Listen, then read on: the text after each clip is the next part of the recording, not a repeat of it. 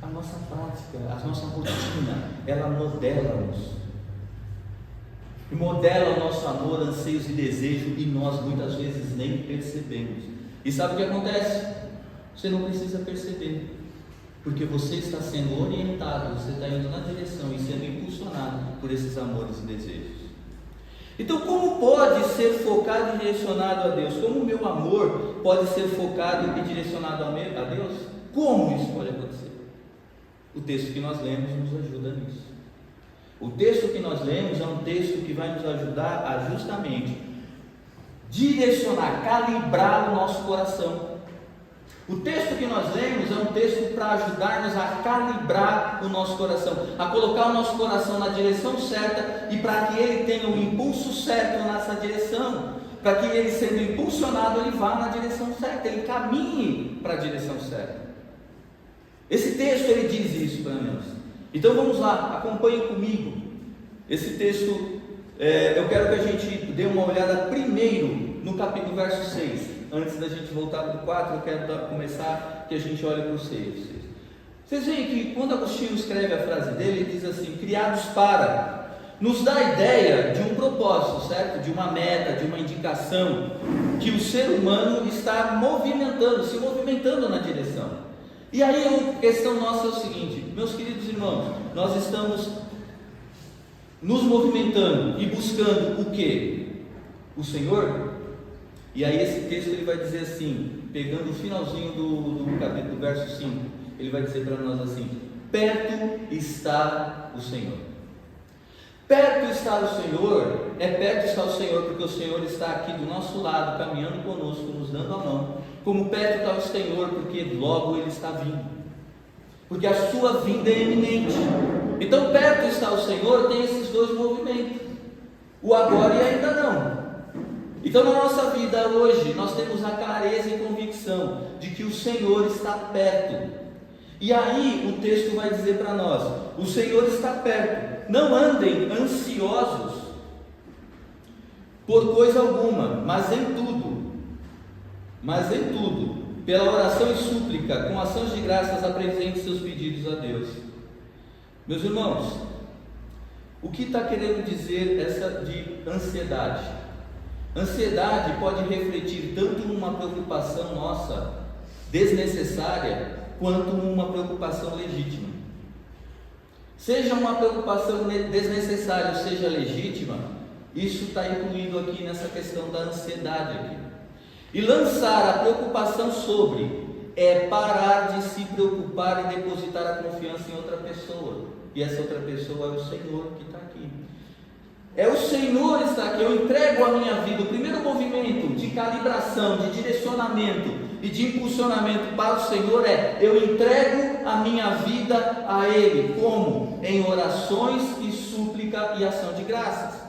Para isso, o que eu faço? Eu entrego a minha vida, ou seja, todas as coisas, seja alguma coisa, qualquer ansiedade, seja tudo, qualquer coisa, isso, qualquer coisa, mas em tudo, esses dois termos que ele usa aqui, é interessante, significa em todos os detalhes e circunstâncias da nossa vida, é tudo e todas as coisas, eu entrego.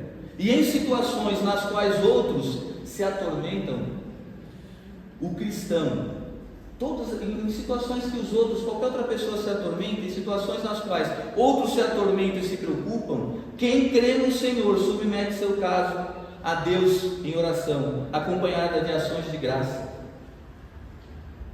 Quem entrega a sua vida, ele entrega a sua vida ao Senhor em ação de graça, porque ele entende. Por que ele faz isso? Porque o Senhor está perto.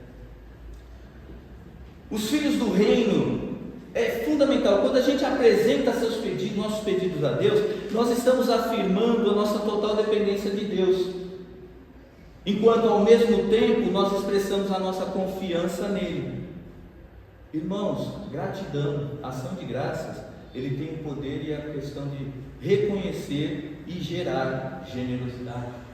A ação de graça, ela tem o poder de, a gratidão, ela reconhece, gera a generosidade. Os filhos do reino devem viver sem preocupação, mas não indiferentes ou descuidados, os cristãos são ordenados a viver sem ansiedade, porque o Senhor está perto. Eles devem lançar as preocupações sobre Ele, devem entregar as preocupações para Ele, devem direcionar os seus desejos e anseios, seus amores a Deus. É isso. Agora, por quê que tem pessoas que, ainda que a figueira não floresça, você olha para esse irmão, você olha para essa pessoa e ela está muito bem? Ainda que a figueira não floresça, você olha para esse irmão e ele está aqui, louvando e adorando a Deus, profunda e tranquilamente. Por quê? Porque ele não está olhando para a figueira. Meus irmãos, quando a ansiedade lembra da frase de Agostinho, e vê se faz sentido comigo, com você aqui. Se nós estivermos nosso amor orientado para qualquer outra coisa, e impulsionado para qualquer outra coisa, se nós amamos, ansiamos qualquer outra coisa mais do que Deus, nosso coração gerará ansiedade, tormento, estaremos desagradados. E sabe por que isso acontece? Isso acontece porque eu estou lançando todo o meu ser e toda a minha existência, eu estou lançando todo o meu ser para uma pessoa ou para uma coisa. Eu posso lançar toda a minha vida, direcionar todo o meu ser e impulsionar todo o meu ser para quê? Sucesso profissional. Quando ele não vem, quando a figueira não floresce, o que vai acontecer? Vocês já viram notícias de gente que se matam porque perdeu uma fortuna na bolsa de valores? Se eu estou impulsionando todo o meu, direcionando o meu coração, impulsionando todo o meu ser no meu filho, se ele não responder conforme eu estou falando para ele responder, e como eu creio que é a maneira correta de responder, eu fico mal. Por quê? Porque o meu ser, meu coração, meus desejos, anseio, o meu amor está direcionado para coisas, para pessoas e não para Deus. É isso que esse texto está dizendo quando ele fala para nós, simplesmente aqui: perto está o Senhor, não andeis ansiosos por coisa alguma, mas em tudo, pela oração e súplica, com ação de graças, apresente seus pedidos a Deus, porque todos os meus anseios e desejos estarão, porque o meu coração está orientado, e toda a minha ser está impulsionado a Deus. Qualquer coisa que queira me distrair disso e me tirar a visão do Senhor, eu lanço sobre Ele, eu jogo sobre o Senhor, porque é Ele que cabe todas essas coisas. Eu entreguei a minha vida. Agora, esse texto, ele chama a gente a começar uma prática, porque lembra, não é só saber, isso da oração e súplica, não é só saber, eu preciso praticar, eu preciso colocar o meu joelho no chão, eu preciso ir lá e fazer assim: Senhor, é seu. Quando eu faço isso, eu estou fazendo essa demonstração que o Senhor é o meu Senhor. Eu pratico. Agora olha que coisa incrível que esse texto vai dizer para nós, porque esse texto, ele está calibrando, ele está mostrando para a gente como é que eu direciono o meu coração e impulsiono o meu coração para Deus. Oração, súplica e ação de graça é impulsionar o meu coração a Deus, é não deixar que as figueiras ao torno da minha vida, elas sejam amores maiores, anseios mais desejosos do que o próprio Deus. Então eu oro, eu suplico, e eu, minha ação de graças, eu entrego tudo ao Senhor. E calibrar, é impulsionar. Agora olha só que calibração fantástica que nós temos aqui. No verso 4, irmãos, existem duas ordens aqui. Meu irmão, deixa eu dizer para você uma coisa: não é sugestão para crente. Para aqueles que entregaram a sua vida do Senhor, isso não é sugestão, é ordem. Goste você ou não, ordem.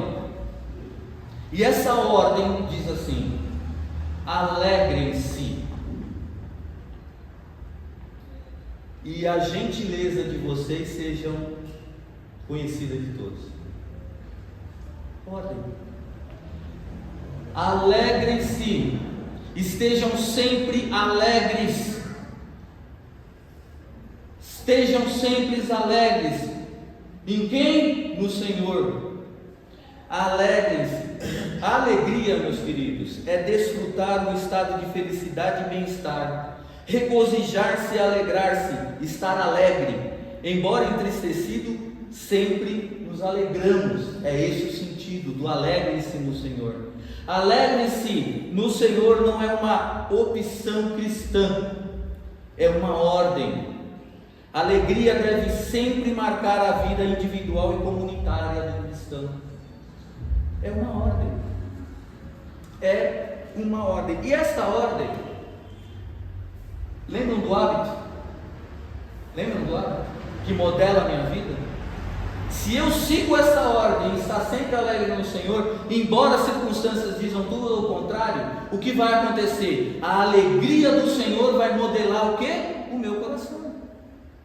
A minha mente está dizendo, está falando um monte de coisa, de problema, disso, daquilo, aquilo outro. Ok, Senhor, está aqui na sua mão. O que eu faço? Chego aqui, cumprimento cada um, faço isso, sou alegre. Lá no meu trabalho, em casa, com a minha esposa quando levanto, e durante o dia e tudo mais. Alegre no Senhor. Essa calibragem, esse exercício, ele vai modela a nossa vida. Por isso é ordem. Por isso é ordem. Uma outra ordem é muito interessante, que ela é assim. Por isso que essa coisa da alegria, eu estou falando, seja alegre com todo, porque às vezes a gente faz assim: ah não, mas é uma alegria no Senhor. Ah, então por dentro, todo mundo sabe, eu estou alegre. Estou aqui querendo, você olha para mim e fala assim: não, esse irmão quer matar alguém, né? Mas eu estou por dentro, eu sou, né, feliz, contente. Por que ele fala, por que eu estou levando à consideração essa questão de alegria e todos vejam? Porque o texto seguinte, logo em seguida ele vai dizer: seja a amabilidade de vocês conhecida de todos. Irmãos, a amabilidade de vocês, o que é amabilidade? O sentido de amabilidade é ser bondoso e paciente, que não falam mal de ninguém, que sejam pacíficos e bondosos. Isso é amabilidade. E que essa amabilidade seja conhecida por todos, ou seja, enquanto nos alegramos continuamente no Senhor, mesmo diante da composição e do sofrimento, o que os outros devem ver em nós é a amabilidade, a alegria, a gentileza. Em meio à adversidade, o Senhor, a quem pertencemos, graciosamente nos libertou para a alegria, sempre para a alegria, sempre nele. Ao mesmo tempo, outros devem nos conhecer por nossa paciência gentil em relação uns aos outros e a todos, incluindo aqueles que atualmente tornam nossas vidas miseráveis. As pessoas devem conhecer-nos pela amabilidade. As pessoas devem nos conhecer porque nós somos alegres no Senhor, porque Ele está aqui, porque Ele nos libertou para a alegria. E nós fazemos isso, entendemos isso por quê? Porque é uma ordem do Senhor e nós sabemos que praticar aquilo que o Senhor nos ordena modela a nossa vida. Não adianta eu conhecer e saber. Eu preciso conhecer e saber, mas eu preciso praticar a alegria no Senhor e que a amabilidade minha seja conhecida de todos, porque assim essa prática, esse hábito virtuoso vai fazer parte da minha vida de uma forma tal que eu não mais vou perceber-me uma pessoa que não tem a alegria do Senhor e nem a gentileza e a amabilidade proposta por Ele. Feito isso, olha só o que o Senhor promete para nós no verso 7: E a paz de Deus, que excede todo o entendimento, guardará os seus corações e as suas mentes. Vocês percebem como coração e mente são coisas importantíssimas? Não porque o que eu falei agora, eu espero que o que eu falei agora vocês entendam profundamente como o coração da gente é atacado por essas rotinas que nós vivemos no dia a dia. E é por isso que a Bíblia sempre vai dizer para nós, guardar o coração. O que é o direcionamento e o impulsionamento para onde nós estamos indo? Faz parte, é toda a nossa vida direcionada. E aí Deus ele nos promete a paz. Se nós fizermos isso, entregarmos a nossa vida em orações e súplicas e ação de graças, colocando tudo para o Senhor, se nós praticarmos efetivamente, estarmos alegres no Senhor, e a alegria, a amabilidade e a gentileza ser conhecida por todos, Deus nos promete a paz que excede todo entendimento. Olha só, mas essa paz é para quê? Qual é o fundamento dessa paz? Qual a importância dela? Ela vai guardar a minha mente e o meu coração. Ela vai fazer isso comigo. E é por isso que no texto ele vai dizer no final: finalmente, irmãos, tudo que for verdadeiro, tudo que for nobre, tudo que for correto, tudo que for puro, tudo que for amável, tudo que for de boa fama, se houver algo de excelente ou digno de louvor, pensem nessas coisas. Ponham em prática tudo o que vocês aprenderam, receberam, ouviram e viram em mim, e o Deus da paz estará com vocês. Pratiquem, imitem e pratiquem. Imitem e pratiquem. Imitem e pratiquem.